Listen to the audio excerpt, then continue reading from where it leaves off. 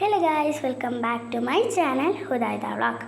അപ്പോൾ നമ്മൾ വന്നിട്ടുള്ള എൻ്റെ ഡ്രോയിങ് ബുക്കത്തെ ഒരു ഈയിടെയായിട്ട് വരച്ചൊരു പിക്ചേഴ്സൊക്കെ കാണിച്ചു തരാനാണ്.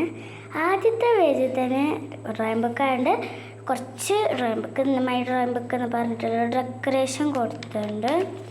പിന്നെ ആദ്യത്തെ പിക്ചർ എന്ന് പറയുന്നത് ഇതാണ് കണ്ടോ. ഇതൊരു ഈ സാധനത്തിൽ കൂടെ കുറേ ലൈറ്റ് വന്നിട്ട് അതിന് ആർട്ട് എഴുതുന്നതാണ്. പിന്നെ ഇത് കുറേ ഹായ് എന്നാണ്. എനിക്ക് ഭയങ്കര ഇഷ്ടമായുള്ള ഈസി ആയിട്ട് വരയ്ക്കാനുമാണ്, അതേമാതിരി നല്ല ഭംഗിയുമാണ് ഈ ഒരു പിക്ചർ. എനിക്ക് ഭയങ്കര ഇഷ്ടമാണ്.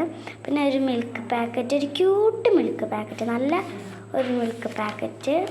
പിന്നെ ഒരു ക്യൂട്ട് എലിഫൻറ്റ് ബേബിയാണുള്ളത്. പിന്നെ ഒരു കുക്കുംബറിൻ്റെ പീസും ഒക്കെ. പിന്നെ ഒരു ഗേള് ബാക്കിൽ തിരിഞ്ഞ് നിൽക്കുന്ന ഒരു ലേഡി ബാക്കിൽ തിരിഞ്ഞ് നിൽക്കുന്നു. പിന്നെ ഒരു റോസ് പൊക്കയാണുള്ള ഒരു ഫ്ലവർ പൊക്ക, ഒരു നല്ല ക്യൂട്ടായിട്ടുള്ള ഒരു ഫ്ലവർ പൊക്ക ഉണ്ട്. പിന്നെ ഒരു ചെയറാണിത്, സാധാരണ ചെയർ വെറുതെ വരച്ചാണ്. പിന്നെ ഇതൊരു സ്വിച്ച് ഫോണാണ്. ഇത് എൻ്റെ ചേച്ചീൻ്റെ ഫോൺ നോക്കി വരച്ചാണ് ഗൈസ്.